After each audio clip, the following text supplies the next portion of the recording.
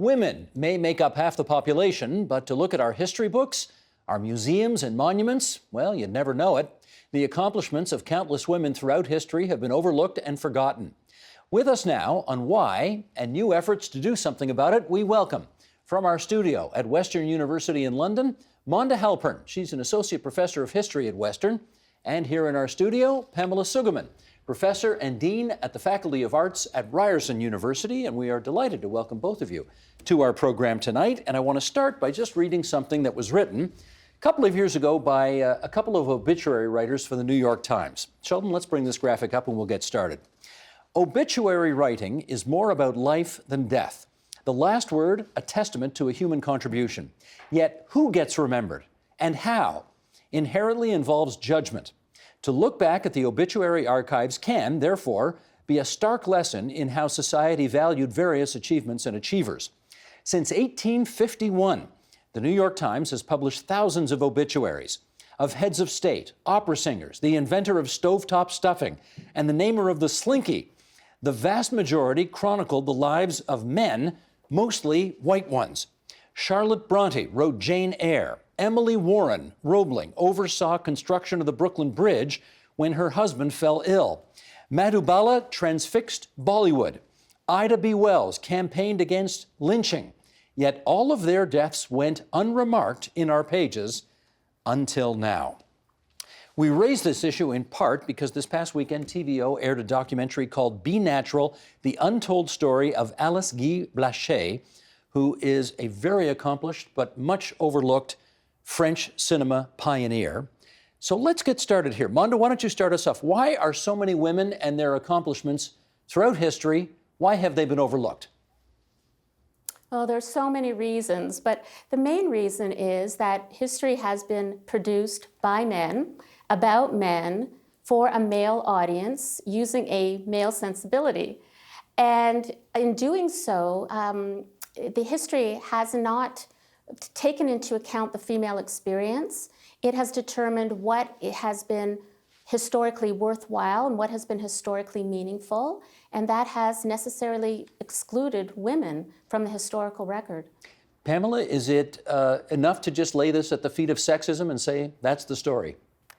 Well, it may be enough, but I think there are many layers to it. I think it's about our, as Mona was saying, our conception of history itself, the tendency to focus on public history, the tendency to focus on social institutions, and not look at the contributions that women have made in different spheres of society. So follow up on that. How do, in your view, male historians regard or measure success?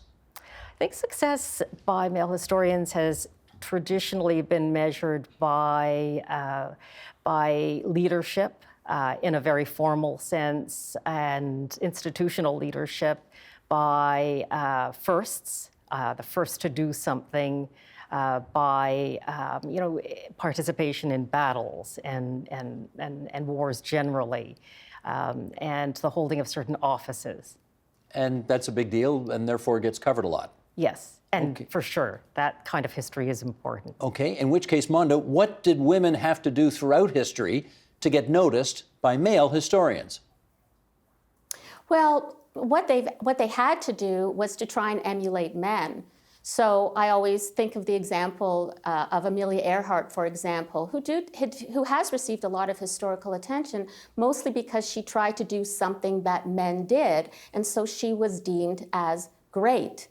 And so the goal is to get women noticed on their own terms, doing their own kind of work. And it's not to say Amelia Earhart isn't worth historical attention, but just to say that women shouldn't have to emulate what men do in order to get that attention. So there are a lot of things that women do. Yeah, I was just going to say, as long as you're a famous aviator flying all over the world and sort of playing in the men's sandbox, that's okay to get noticed. But if you try to do something a little outside that experience, that's more problematic? Yes, because historically women's work, for example, their traditional work, has been seen as menial, and it's been undervalued. And so the only way historically that women have been noticed is by doing what men do. And what women's historians say is that, yes, those women who conquered those barriers are extremely important, but the women who came after them are important too, as are the women who didn't choose to take that path and who chose to do more traditional work. They also deserve our historical recognition as well. So, Pamela, how would a female historian then approach accomplishment and regard success to make it worthy of sort of a female, looking at success through a female prism, if I can put it that way? Well, I preface what I'm going to say with a note about many female historians do very conventional institutional history as well, with a focus on men as the agents of change. Several decades ago, there emerged another group of feminist historians who many of whom turned to oral history because they couldn't find in the conventional historical sources in archives and newspapers, et cetera, in books, those women. So they redefined the agents of change throughout history and looked at ordinary women and women whose histories have been hidden. So they talked about women who have supported men, women who have taken initiatives on their own, women who are working class, and women who are racialized, Indigenous women. So I think they've broadened the conception of history makers and how individuals make. You used the word hidden there, and I want to pick up on that, because I remember just a few years ago there was a movie called Hidden Figures. Yes. In which, and these were not ordinary women, these were extraordinary women, but whose story, frankly, happened in my lifetime and I knew not one thing about it. Why don't you take 20 seconds and just tell the story of who these women were and how it came to be that no one until a few years ago knew who they were. Well, I too, like you, Steve, was amazed when I saw that movie. I had no understanding. These were women scientists, highly educated, working in aeronautics and at NASA, yeah, and Black women in the U.S. And no one that I have spoken to had heard about them. They were completely eclipsed throughout all of those years. And not until this time, when we see the movie, the Hollywood-made movie, do we become aware of them. They made incredible change. There's lots of stories like this, Mona. How is it possible that we went half a century without knowing anything about these women, geniuses, until somehow it gets onto the silver screen? Right. Well, I think part of that goes back to the title of the New York Times project, Overlooked, which is a fantastic project. But the name Overlooked is a bit of a misnomer because these women just weren't overlooked historically. They were snubbed, they were disregarded, they were ignored, they were rejected. And so we have to keep in mind that this didn't just happen by accident. They weren't just overlooked by accident. That male historians and some conventional women's historians as well, determined that many of these women did not deserve recognition. Would you say So it's easy to see how it happened. Sure. Would you say there is an attempt, a good faith attempt right now by historians, by legacy media, to redress this problem? Yes, I really do. I think things are getting a lot better.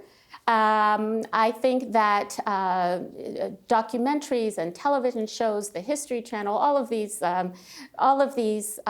medias, I think, are very helpful in highlighting women's lives and women's experiences, and not just elite women and white women, but I think we're also getting much better at highlighting the lives of minority women and marginalized women, and just reconceptualizing and redefining, what is a woman. We have to take that into account as well. So I do think that we are improving in this area. I think there is hope, and I am optimistic. Let me ask you about the field in which you work, because you're in academia, and academia has obviously not always seen women's places in history as being worthy of study. When did academia tune into the idea that actually this is something that ought to be studied? That happened with the women's movement in the 1960s. And it actually happened first with the advent of social history, which was a brand of history that said we need to pay attention, not to the sort of top 1% of society, the elite of society, but we need to pay attention to the experiences and the lives of everybody else in society who do get ignored. And so social history spawned women's history and the history of other marginalized groups. That happened in the 1960s and early 70s. And since then, women's history has really flourished as its own field. So Pamela, let's go back before that. If you're trying to do some research on, say, somebody who was a sort of formidable female presence in the world 100 years ago, there aren't necessarily a lot of source documents to go to find out about all that. So what do you do? I think you have to really dig. You have to go to perhaps personal letters, personal correspondence in archives, not your conventional sources. I mean, you could go to Department of Labor files or, government files, but you're not necessarily going to find what you want. I remember when I was doing research years ago and wanted to understand more about sex segregation in the auto industry and employment generally, and I went through Department of Labor files, but nothing is categorized according to gender.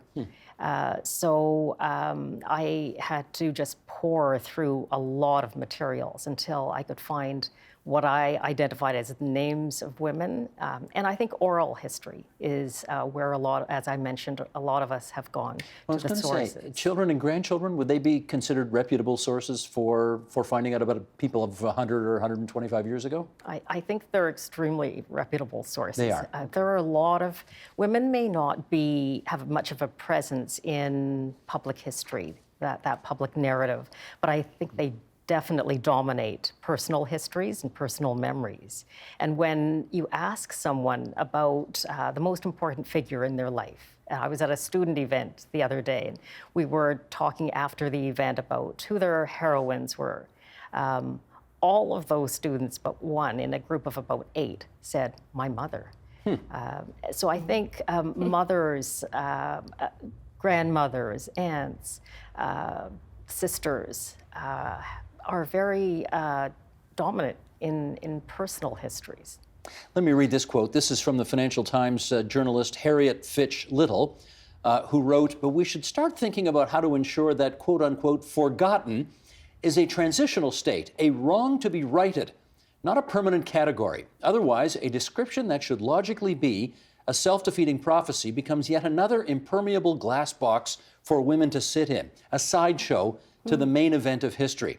Mona, are you still having to convince counterparts, colleagues, superiors that women are still valued and worthy of study? I think that most of them understand that women are worthy of study. Unfortunately, in mainstream history courses at the university level, women take up, a week or 2 weeks. They're sort of still seen as a specialized topic. They're not often integrated into the mainstream narrative of Canadian or American history. I'm kind of glad about that because I teach women's history, and I'm just as glad to devote a whole course to it. But I don't think that my colleagues need to be convinced anymore. I think that they do understand that history is incomplete if you don't tell the story of women. Well, I asked the question because, of course, Margaret Thatcher always used to say when she was the Prime Minister of the United Kingdom, she was the only woman in her cabinet. And, she used to say things like, I don't need a helping hand, or I don't need any special treatment. I can be just as nasty as the boys in getting the job done. And I wonder whether senior women in academia over the years have been part of the problem as well, because they felt a need to sort of be just like the guys in order to get along. Well, I have known women like that, but I think most women believe that most women don't want to take on that nastiness. They don't want to behave in that nasty way, and they want to set a new precedent for how colleagues behave with each other. So it's unfortunate that Margaret Thatcher had that attitude, but I think that we can strive to do better than that. Well, let us take advantage of having you two here by having you bring to our attention some perhaps not well-known women in our history, and you're going to tell us who they are and why we should know who they are. Pamela, start us off here. Beverly McCluskey was who? Beverly McCluskey is one of my favorite people. She passed away a few years ago. She was an auto worker. She worked in the auto industry many decades ago, and was originally in the cutting and sewing department, which was a segregated department. And at that time, there were separate sex-based seniority lists within the auto industry. Women were on one list, and men were on the other list, or those who said they were women and those who said they were men. And then there was another layer, married women. So single women, married women. They kept track of that kind of thing. They did. Huh. And women used to actually take off their wedding rings and engagement rings when they became engaged. When they got to work, they'd take them off so that no one would know, because they might be put on a different list. And so Bev challenged all of that. A regular working class woman, born and raised in Oshawa, union family. Her husband was a union member as well. And she just decided she wasn't going to take it anymore. And it was really inspiring to spend time talking to Bev. She became active in the union. She mobilized other women in Local 222, of what was then the Canadian region of the UAW. She attended meetings, she became a shop steward, and she mobilized for change at the provincial level, ultimately. How open were men to having women join unions when she was involved? Some men were allies, some men were supporters. I remember Pat Clancy, for example, was one of the men he came out of Local 707 in Oakville, a strong trade unionist, and he supported her. So there were some. Some of the women also had to turn to the UAW International Women's Department for support. Many of their male co-workers weren't supportive, they didn't understand, and they didn't see why a married woman would need employment or want employment or get any kind of intrinsic satisfaction from getting a paycheck and working on a paid job. So she had allies. Not the majority. Did you meet her because you wanted to do a paper or a book on her or something like that? Ultimately, I wrote a book. It wasn't only about Bev, it was about Bev and all the other women she mobilized. And these were not women who were necessarily would define themselves as feminists. Bev probably would, but others wouldn't have defined themselves as feminists or activists or active trade unionists. They were regular women who got together for potlucks and, sewing clubs. And they were originally members of the Women's Auxiliary. However, Bev introduced other conversations into those potlucks. And she started talking about reproductive rights, about birth control, about sexual harassment in the workplace. Now, for people who want to know more, what's the name of that book? Oh, the book is Labor's Dilemma. Labor's Dilemma. Yes. And Beverly McCluskey is one of the chapters in that book.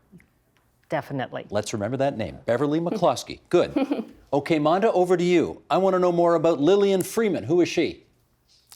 She's the woman that I would like to have lunch with if I could. She really had her hand in everything. She was active in the 1920s and 30s. She lived in Ottawa. And she was very much involved in any group you can imagine, women's groups, Jewish groups, veterans groups, child welfare organizations. She was so active that she, pertinent to today, she spearheaded a group of volunteers, I think it was about 1,500 volunteers, to tend to the sick during the Spanish influenza epidemic of 1918. She just did everything and anything. She brought over Ukrainian orphans after World War I to Canada. And so I think she's just a fascinating woman. And how long has she been dead for? She died quite young, at the age of 55. She died in 1940. And during her own lifetime, she was quite famous and very renowned. But since her death, we don't tend to hear too much about her, really. Now, we focused on a couple of people here, and let me say her name again, Lillian Freeman, in case people want to do a little Googling and follow up on that. As opposed to people... One thing that... Yes, please, go ahead, Monda. Oh, sorry. I just wanted to say one thing that people would be interested about Lillian Freeman is it's said that she started the poppy movement for veterans. She was looking for a way to raise funds for veterans, and she started the idea of making and wearing poppies. Huh, So that is good to know. maybe that's how people will remember her. Yeah. Okay, fabulous. As opposed to people, what about movements? Monda, is there a movement throughout history that you think we should know about here? Well, I wrote a book on farm women, and I did a lot of research on the Women's Institutes, which I think were a very important movement. Again, they don't get much attention sometimes because as historians, we tend to focus more on urban movements than rural movements. But they were, I think, really ahead of their time, and I would call them feminist, even if they might not label themselves in that fashion, but they did so much to enrich the lives of farm women, to educate them, to improve their social lives. They were recycling and reusing before anybody even heard of the terms. So I think they're a very interesting organization to look at. Now, Monda, as a good Hamiltonian, which I hope I am, I can't let this moment pass without having you talk to us a little bit about somebody who was... I was going to say famous, but probably infamous is a better word, and that's Bessie Starkman, who died in a hail of bullets a long time ago in Hamilton. You want to tell us a bit about her? Well, I'm a good Hamiltonian too, and so I think Hamilton's history is quite fascinating. And I'm working on a new book on Bessie Starkman, and most of the research has been done on her partner Rocco Perry, but Bessie is quite fascinating. And of course, she was a Jewish woman who basically headed up an Italian gang, and so she is a very interesting character. But see, one of the things that I'm interested in about Bessie Starkman is more of her private life. The fact that she lived with Rocco Perry. They were never married. They lived common law. And in fact, it's actually a misnomer to say they lived common law because she was still married to her first husband when they did live together. So she was really still married to somebody else. She really wasn't common law. And yet her private life is so interesting for these reasons because we don't know a lot about women who weren't married in history. We don't know a lot about common law arrangements. We don't know a lot about women who deserted their families, which is what Bessie Starkman did. And so I'm so intrigued that she made those choices in her life. So her criminality is so interesting, but I find her private life even more so. I can't wait for this book to be done, and I want to have you on the program when that book is done, because we had the Whiskey King book about Rocco Perry's well-known. I saw that show. Yeah, yes, yeah, we've saw had him that on. show. And he, of course, Rocco Yeah. gets to be known as the Al Capone of Hamilton, but Bessie is Yes. She needs her moment in the sun too, doesn't she? Well, she was the brains behind the operation, for sure. Right on, right on. Okay. And I guess let's leave it on this note of consensus. I guess you're both happy that Viola Desmond is on the $10 bill now, and that's long overdue, right?